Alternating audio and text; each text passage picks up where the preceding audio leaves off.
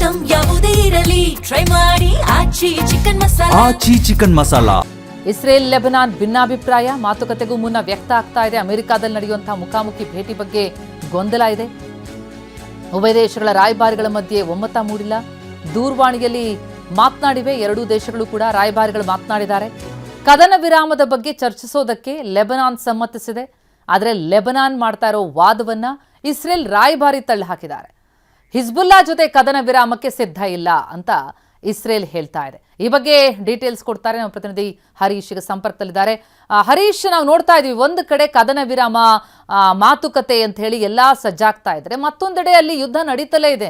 ಅದರಲ್ಲೂ ಪ್ರಮುಖವಾಗಿ Israel ಹೇಳ್ಬಿಟ್ಟಿತ್ತು Hezbollah ಮೇಲೆ ನಮ್ಮ ಯುದ್ಧ ನಮ್ಮ ದಾಳಿ ನಿಲ್ಲೋದಿಲ್ಲ ಅಂತ. ಆದ್ರೆ ಈಗ ಇಸ್ರೇಲ್ ಮತ್ತು ಲೆಬನಾನ್ ನಡುವಿನ ಮಾತುಕತೆ ವಿಚಾರಕ್ಕೆ ಸಂಬಂಧಪಟ್ಟಂತೆ ಏನ್ ಬೆಳವಣಿಗೆ? ಇಸ್ರೇಲ್ ಹೇಳೋದು ಲೆಬನಾನ್ ಮೇಲಲ್ಲ, ಹಿಜ್ಬುಲ್ಲಾ ಮೇಲೆ ನಮ್ಮ ಯುದ್ಧ ಅದನ್ನ ನಿಲ್ಸಲ್ಲ ಅಂತ ಹೇಳಿ. ಆದ್ರೆ ಲೆಬನಾನ್ ಯಾಕೋ ಇದೆಲ್ಲವನ್ನೂ ಕೂಡ ಸಮಾಧಾನ ಪಡಿಸುವಂತ ಪ್ರಯತ್ನಕ್ಕೆ ಮುಂದಾಗ್ತಿದೆಯಾ ಅಂತ? ಪ್ರತಿಮಾ, ಕಳೆದ 2 ದಿವಸಗಳ ಹಿಂದೆ ಅಮೆರಿಕ ಹಾಗೂ ಇರಾನ್ ನಡುವೆ ಏನು ಒಪ್ಪಂದ ಆಯಿತು ಅದನ್ನು ಪಾಕಿಸ್ತಾನ ಪ್ರಧಾನಿ ಶಹಬಾಜ್ ಶರೀಫ್ ಅವರು ಘೋಷಣೆಯನ್ನು ಮಾಡ್ತಾರೆ. ಘೋಷಣೆಯನ್ನು ಮಾಡುವಂಥ ಸಂದರ್ಭದಲ್ಲಿ ಆ ಒಂದು ಎಕ್ಸ್ನಲ್ಲಿ ಬರೆದಂಥ ಏನು ಮಾಹಿತಿ ಏನಿದೆ ಅಲ್ಲಿ ಲೆಬನಾನ್ ಅನ್ನುವಂಥದ್ದನ್ನು ಮೆನ್ಷನ್ ಮಾಡ್ತಾರೆ. ಅಮೆರಿಕ ಹಾಗೂ ಇರಾನ್ ನಡುವಿನ ಈ ಒಂದು ಕದನ ವಿರಾಮದಲ್ಲಿ ಲೆಬನಾನ್ ಕೂಡ ಸೇರ್ಕೊಳ್ಳುತ್ತೆ.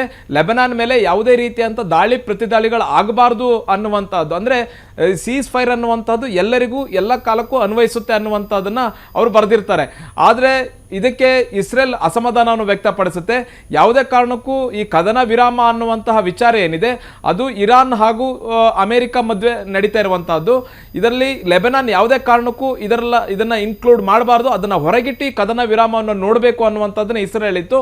ಕದನ ವಿರಾಮ ಆದ ಕೆಲವೇ ಕ್ಷಣಗಳಲ್ಲಿ ಇಸ್ರೇಲ್ ಲೆಬನಾನ್ ಮೇಲೆ ನಿರಂತರವಾದಂತಹ ದಾಳಿ ಮಾಡ್ತಾ ಇದೆ. ಸುಮಾರು 300ಕ್ಕೂ ಹೆಚ್ಚು ಜನರು ಈಗಾಗಲೇ ಸಾವನ್ನಪ್ಪಿದ್ದಾರೆ. 25ಕ್ಕೂ ಹೆಚ್ಚು ಮಕ್ಕಳು ಸಾವನ್ನಪ್ಪಿರುವಂತಹದ್ದು. ನಾಗರಿಕ ಪ್ರದೇಶಗಳನ್ನೇ ಗುರಿಯಾಗಿರಿಸಿಕೊಂಡು ನಿರಂತರವಾಗಿ ಇಸ್ರೇಲ್ ಲೆಬನಾನ್ ಮೇಲೆ ದಾಳಿಯನ್ನ ಮಾಡ್ತಾ ಇದೆ. ಲೆಬನಾನ್ ಮೇಲೆ ಯಾವಾಗ ದಾಳಿಯನ್ನ ಇಸ್ರೇಲ್ ಶುರು ಮಾಡ್ತು, ಇರಾನ್ ಮತ್ತಷ್ಟು ಕುಪಿತಗೊಂಡಿರುವಂತಹದ್ದು. ಹರ್ಮುಜ್ ಜಲಸಂಧಿಯನ್ನು ಕೂಡ ಓಪನ್ ಮಾಡೋದಕ್ಕೆ ಏನು ಯೋಚನೆಯನ್ನ ಮಾಡಿತ್ತು ಅದನ್ನ ಬಂದ್ ಮಾಡ್ತೀವಿ ಅನ್ನುವಂಥ ಎಚ್ಚರಿಕೆಯನ್ನು ಕೊಟ್ಟಿದೆ. ಮತ್ತೆ ಇವತ್ತು ಇಸ್ಲಾಮಾಬಾದ್ನಲ್ಲಿ ನಡೀತಿರ್ತಕ್ಕಂಥ ಮಾತುಕತೆ ಏನಿದೆ ಇದರಲ್ಲಿ ಫಸ್ಟ್ ಲೆಬನಾನ್ ಮೇಲೆ ಆಗ್ತಾ ಇರ್ತಕ್ಕಂಥ ದಾಳಿಯನ್ನು ನಿಲ್ಲಿಸಬೇಕು ಅನ್ನುವಂಥ ನಿಟ್ಟಿನಲ್ಲಿ ಅಮೆರಿಕಕ್ಕೆ ಮನವಿಯನ್ನ ಮಾಡಿಕೊಳ್ಳುತ್ತೆ. ಈ ಹಿಂದೆ ಇರಾನ್ ಅಮೆರಿಕಕ್ಕೆ ಮನವಿ ಮಾಡಿತ್ತು. ಈ ಒಂದು ಕದನ ವಿರಾಮ ಏನಿದೆ ಈ ಕದನ ವಿರಾಮದಲ್ಲಿ ಲೆಬನಾನ್ ಕೂಡ ಸೇರಿಸ್ಕೋಬೇಕು ಅನ್ನುವಂಥ ನಿಟ್ಟಿನಲ್ಲಿ ಡೊನಾಲ್ಡ್ ಟ್ರಂಪ್ಗೆ ಮನವಿಯನ್ನ ಮಾಡಿದ್ರು. ಡೊನಾಲ್ಡ್ ಟ್ರಂಪ್ ಇಸ್ರೇಲ್ಗೆ ಮನವಿಯನ್ನ ಮಾಡಿದ್ರು ಕೂಡ, ಅಂದ್ರೆ ಯಾವುದೇ ರೀತಿಯಾದಂತಹ ಲೆಬನಾನ್ ಮೇಲೆ ದಾಳಿ ಆಗಬಾರ್ದು ಅಂತ ಅಮೆರಿಕ ಅಧ್ಯಕ್ಷ ಡೊನಾಲ್ಡ್ ಟ್ರಂಪ್ ಇಸ್ರೇಲ್ಗೆ ಸೂಚನೆ ನೀಡಿದ್ರು ಕೂಡ ಇಸ್ರೇಲ್ ಲೆಬನಾನ್ ಮೇಲೆ ದಾಳಿಯನ್ನು ಮುಂದುವರಿಸ್ತಾನೆ ಇರುವಂತಹದ್ದು. ಹೀಗಾಗಿ ಅಮೆರಿಕದಲ್ಲಿ ಲೆಬನಾನ್ ಹಾಗೂ ಇಸ್ರೇಲ್ನ ಪ್ರತಿನಿಧಿಗಳ ಜೊತೆ ಮಾತುಕತೆ ನಡೆಸಬೇಕು ಅನ್ನುವಂಥ ನಿಟ್ಟಿನಲ್ಲಿ ದೂರವಾಣಿ ಸಂಭಾಷಣೆ ಮಾಡೋದಕ್ಕೆ ಅಮೆರಿಕ ಪ್ರಯತ್ನವನ್ನ ಮಾಡಿತ್ತು. ಆದರೆ ಲೆಬನಾನ್ ಜೊತೆ ಮಾತುಕತೆಯನ್ನು ನಡೆಸಲಿಕ್ಕೆ ಇಸ್ರೇಲ್ ಮುಂದಾಗ್ತಾ ಇಲ್ಲ.